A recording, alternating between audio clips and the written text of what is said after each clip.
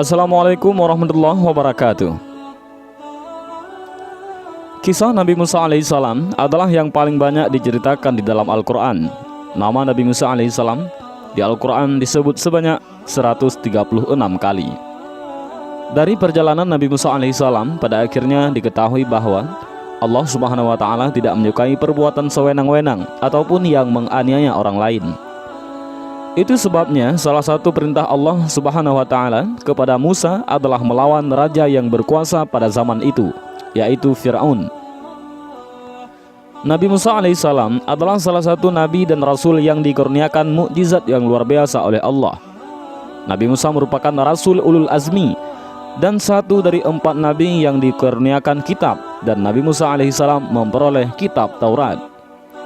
Nabi Musa alaihissalam diutus untuk menyiarkan agama Allah saat Raja Fir'aun memimpin Mesir, dan Fir'aun adalah raja yang kejam dan zalim. Pada suatu hari, Fir'aun bermimpi Mesir akan terbakar hebat. Mimpi itu kemudian ditafsirkan bahwa suatu hari akan ada seorang bayi laki-laki yang akan menjadi musuh dan menghancurkan kerajaan. Mimpi itu membuat Fir'aun memerintahkan pasukannya untuk menangkap dan membunuh seluruh bayi laki-laki, termasuk ibu yang sedang mengandung bayi laki-laki. Sungguh, Fir'aun telah berbuat sewenang-wenang di bumi dan menjadikan penduduknya berpecah belah. Dia menindas segolongan dari mereka, yaitu Bani Israel. Dia menyembelih anak laki-laki dan membiarkan hidup anak perempuan mereka. Al-Quran Surat Al-Qasas ayat 4. Ibu Nabi Musa, Yukabat ataupun Yakubat, lantas merahasiakan kehamilannya dari prajurit kerajaan. Setelah melahirkan, Yukabat juga menyembunyikan Musa kecil di tempat-tempat yang tidak diketahui. Hingga suatu hari, Allah memerintahkan Yukabat untuk menghanyutkan Musa ke sungai Nil. Allah berjanji bakal mengembalikan Musa alaihissalam dan mengangkatnya menjadi seorang rasul. Di hilir sungai, istri Fir'aun menemukan Musa alaihissalam yang bersih dan bercahaya. Nabi Musa lalu dipungut keluarga Fir'aun. Dia adalah penyejuk mata hati bagiku dan bagimu. Janganlah kamu membunuhnya. Mudah-mudahan dia bermanfaat kepada kita, atau kita ambil dia menjadi anak, kata istri Fir'aun. Saat bersama keluarga Fir'aun, Musa kecil enggan menyusu pada orang lain. Istri Fir'aun lalu mencari ibu-ibu yang mampu menyusui Musa. Hingga akhirnya Musa mau menyusu pada Yukabat yang adalah ibu kandungnya sendiri. Nabi Musa alaihissalam tumbuh sebagai sosok yang cerdas dan akal yang sempurna. Nabi Musa dewasa merantau meninggalkan Mesir menuju Madian. Di sana beliau bertemu dengan Nabi Syu'aib alaihissalam dan menikah dengan salah satu anaknya. Setelah 10 tahun di Madian, Nabi Musa dan istrinya meminta izin kepada Nabi Syu'aib untuk kembali ke Mesir. Dalam perjalanan menuju Mesir, Musa alaihissalam melihat sinar yang menyala di Bukit Sinai. Di tempat itulah Musa alaihissalam pertama kali menerima wahyu dari Allah subhanahu wa ta'ala. Wahai Musa, sungguh aku adalah Allah, Tuhan seluruh alam, kata Allah yang sesuai dengan surat Al-Quran, yaitu surat Al-Qasas ayat 30. Allah subhanahu wa ta'ala juga menunjukkan Musa pada mukjizatnya yang dapat mengubah tongkat menjadi ular serta dada yang bercahaya. Masukkanlah tanganmu ke leher bajumu, dia akan keluar putih bercahaya tanpa cacat. Dan dekapkanlah kedua tanganmu ke dadamu apabila ketakutan. Itulah 2 mukjizat dari Tuhanmu yang akan engkau pertunjukkan kepada Fir'aun dan para pembesarnya. Demikian yang tertulis dalam surat Al-Qasas ayat 32. Nabi Musa alaihissalam juga mendapat tugas untuk memberikan peringatan kepada Fir'aun dan pengikutnya. Nabi Musa lalu meminta Allah untuk mengizinkan Harun, yaitu saudaranya, untuk menemaninya berdakwah karena memiliki tutur kata yang baik. Atas izin Allah, Nabi Musa bertemu dengan Harun yang juga diangkat menjadi nabi. Nabi Musa dan Nabi Harun mulai memberi peringatan kepada Fir'aun beserta pengikutnya. Nabi Musa menyuruh masyarakat Mesir untuk menyembah Allah dan berbuat kebaikan. Aksi Nabi Musa lalu menyulut emosi Fir'aun. Namun, tak ada yang percaya pada Musa alaihissalam dan mukjizatnya sebagai tanda kekuasaan Allah. Pengikut Fir'aun menyebut Musa alaihissalam hanyalah permainan sihir belaka. Ini hanyalah sihir yang dibuat-buat, dan kami tidak pernah mendengar yang seperti ini pada nenek moyang kami dahulu, kata orang-orang kafir. Firaun lalu menantang Musa dan Harun untuk melawan ahli-ahli sihir dari kerajaannya. Saat semua ahli sihir berkumpul, Nabi Musa alaihissalam meminta mereka untuk mengeluarkan semua keahlian yang dimilikinya. Mereka melemparkan tongkat yang berubah menjadi ular. Nabi Musa lalu melemparkan tongkat yang dimilikinya. Tongkat itu berubah menjadi ular yang besar yang menelan ular-ular milik ahli sihir itu. Semua ahli sihir lalu tunduk dan mengakui kebenaran Nabi Musa alaihissalam. Namun Firaun tetap saja tak percaya dan semakin marah pada Musa. "Mengapa kamu beriman kepadanya sebelum aku memberi izin kepadamu? Sesungguhnya ini benar-benar tipu muslihat yang telah kamu rencanakan di kota ini untuk mengusir penduduknya. Kelak kamu akan mengetahui akibat perbuatanmu ini. Pasti akan aku potong tangan dan kakimu dengan bersilang, tangan kanan dan kaki kiri atau sebaliknya. Kemudian aku akan menyalib kamu semua," kata Firaun yang sesuai dengan surat Al-A'raf ayat 123 sampai ayat 124. Allah menimpakan beragam hukuman kepada Firaun seperti musim kemarau panjang yang menyebabkan kelaparan. Allah juga menimpakan angin topan, belalang, kutu, katak, dan darah untuk Firaun. Firaun lalu meminta Musa alaihissalam untuk berdoa kepada Allah agar menghilangkan azab tersebut. Namun setelah azab itu dihilangkan, Firaun dan pengikutnya tetap tak mau menyembah Allah. Firaun justru semakin murka dengan Musa. Dia memerintahkan bala tentaranya untuk menangkap dan membunuh Musa beserta pengikutnya. Nabi Musa alaihissalam beserta pengikutnya memutuskan untuk meninggalkan Mesir. Musa menenangkan pengikutnya bahwa Allah akan selalu menjaga orang-orang yang beriman. Allah lalu memerintahkan Musa untuk memukulkan tongkatnya ke air laut. Lalu tongkat itu membelah laut menjadi dua. Nabi Musa dan rombongannya melewati dasar laut yang kering. Firaun dan pengikutnya terus mengejar Musa. Saat Musa sudah tiba di daratan dan Firaun masih di tengah lautan, Allah mengembalikan lautan seperti semula. Firaun dan prajuritnya tenggelam di dasar laut. Maka kami siksa dia, yaitu Firaun dan bala tentaranya. Lalu kami lemparkan mereka ke dalam laut. Maka perhatikanlah bagaimana kesudahan orang yang zalim. Firman Allah dalam surat Al-Qasas ayat 40. Saat Firaun hampir tenggelam, dia sempat mengucapkan bahwa dia termasuk orang yang percaya pada Allah. Namun pengakuan di akhir hayat itu sudah tak diterima oleh Allah. Allah lalu mengangkat jasad Firaun sebagai bukti kekuasaannya. Beberapa ahli menyebutkan jasad Firaun kini ada di museum di Mesir. Dari kisah Nabi Musa alaihissalam dan perlawanan melawan Firaun terdapat sejumlah hikmah dan pelajaran yang luar biasa. Nabi Musa adalah sosok yang berani melawan penguasa yang zalim dan bertindak sesuka hati.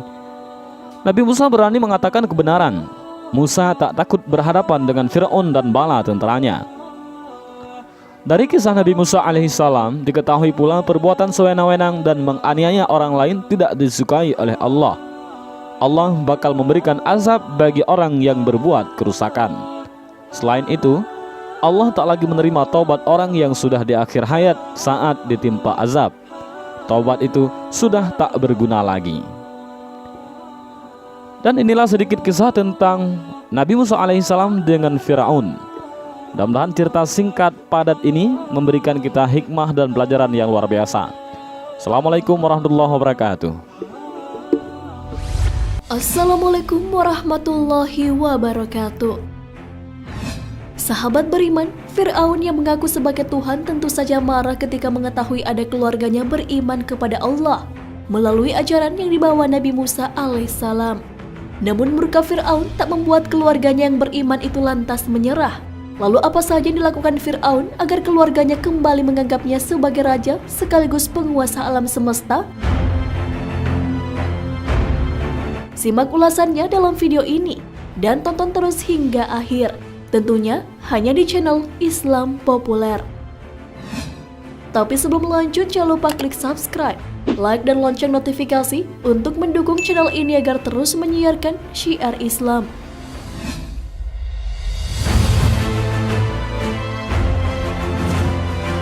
Al-Quran tak hanya memuat dan menyebutkan nama-nama nabi, namun juga para keluarganya atau orang-orang terdekatnya. Nabi Nuh yang menghadapi istri durhaka. Kemudian ada Fir'aun dengan Asia, istrinya yang baik hati. Penggambaran Asia terdapat dalam Al-Quran. Dan Allah membuat perumpamaan bagi orang-orang yang beriman. Istri Fir'aun ketika dia berkata, "Ya Robku, bangunkanlah untukku sebuah rumah di sisimu dalam surga, dan selamatkanlah aku dari Fir'aun dan perbuatannya, dan selamatkanlah aku dari kaum yang zalim." Quran Surah At-Tahrim ayat 11.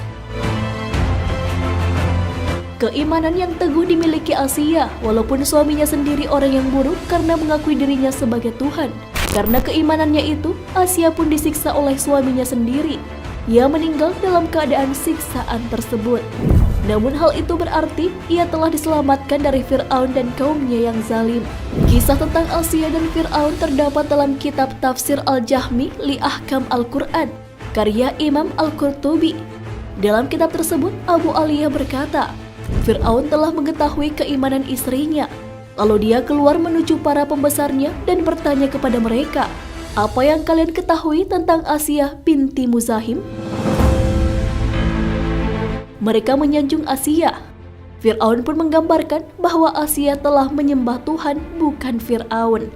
Mereka pun menyuruh Fir'aun untuk membunuh istrinya sendiri. Fir'aun pun mengikat tangan dan kaki Asia. Asia pun berdoa kepada Allah agar dibangunkan rumah di surga. Saat itu, ia tersenyum melihat rumahnya di surga. Melihat tingkah Asia, Fir'aun pun berkata, "Tidakkah kalian heran akan kegilaannya? Sesungguhnya kita sedang menyiksanya, tapi dia malah tertawa." Allah pun kemudian mengambil nyawa Asia. Allah telah menyelamatkan Asia dan mengangkat ruhnya ke surga. Dia makan dan minum serta mendapatkan kenikmatan di dalam surganya Allah Subhanahu wa Ta'ala. Mengenai penyiksaan terhadap Asia, Salman Al-Farisi berkata dalam riwayat yang dituturkan oleh Utsman An-Nahdi, Asia dijemur di terik matahari. Apabila sengatan matahari menyakitinya, malaikat menaunginya dengan sayap-sayapnya. Tak hanya istri Fir'aun yang beriman kepada Allah karena ajaran yang dibawa oleh Nabi Musa alaihissalam. Seorang lelaki dari keluarga Fir'aun juga beriman, namun ia menyembunyikan keimanannya. Ketika Fir'aun ingin membunuh Nabi Musa alaihissalam, lelaki ini memberikan pendapatnya. Hal ini terdapat dalam Al-Quran. Dan seorang laki-laki yang beriman di antara pengikut-pengikut Fir'aun yang menyembunyikan imannya berkata, "Apakah kamu akan membunuh seorang laki-laki karena dia menyatakan, 'Tuhanku ialah Allah'? Padahal dia telah datang kepadamu dengan membawa keterangan-keterangan dari Tuhanmu. Dan jika ia seorang pendusta, maka dialah yang menanggung dosa dustanya itu. Dan jika ia seorang yang benar, niscaya sebagian bencana yang diancamkannya kepadamu akan menimpamu.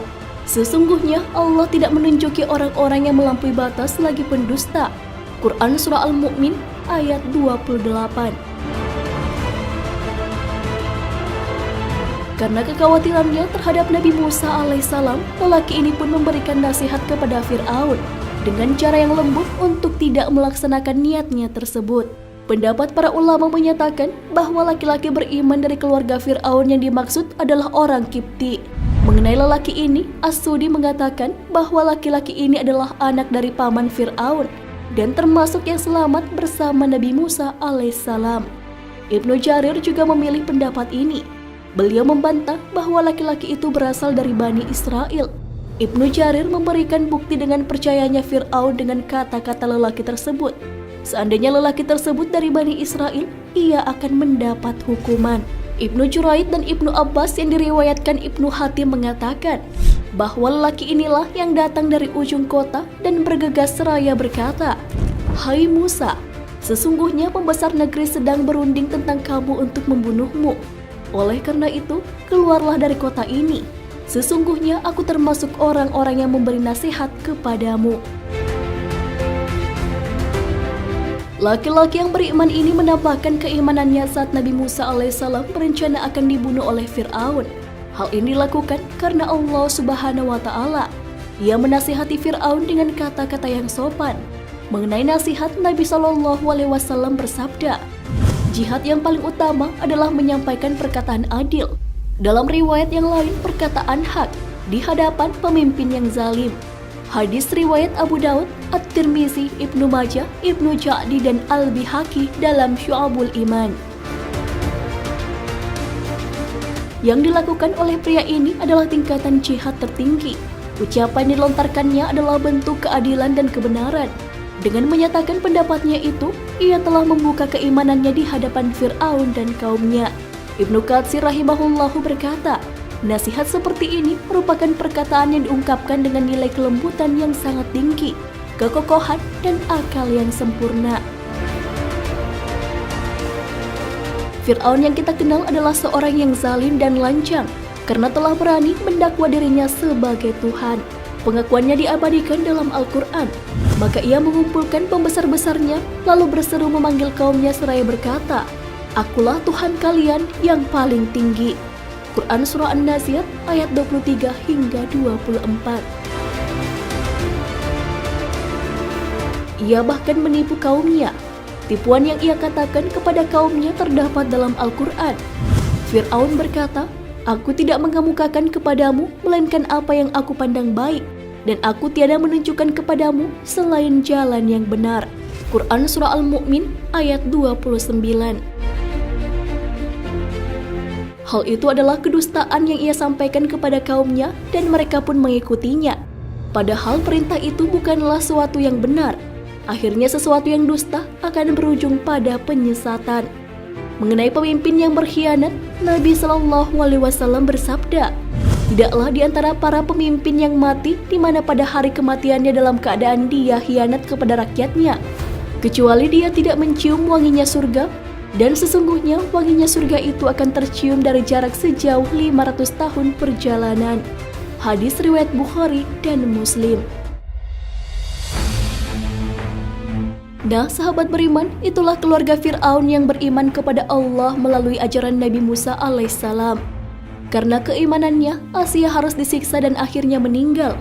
Namun ia bahagia karena ada rumah yang dibangunkan untuknya di surga. Seorang lelaki dari keluarga Fir'aun yang awalnya menyembunyikan keimanannya, akhirnya menampakkan di depan Fir'aun dan kaumnya dengan cara melarang membunuh Nabi Musa alaihissalam. Semuanya dilakukan karena Allah Subhanahu wa Ta'ala. Sesungguhnya jika di dalam hati kita terdapat iman, Allah akan menolongnya. Hal ini sesuai firman-Nya. Sesungguhnya kami menolong rasul-rasul kami dan orang-orang yang beriman dalam kehidupan dunia dan pada berdirinya saksi-saksi hari kiamat. Quran Surah Al-Mu'min ayat 51. Wallahu a'lam bissawab. Sahabat beriman, jangan lupa berbagi informasi dengan share video ini, karena sebaik-baik manusia adalah yang paling bermanfaat bagi manusia. Wassalamualaikum warahmatullahi wabarakatuh.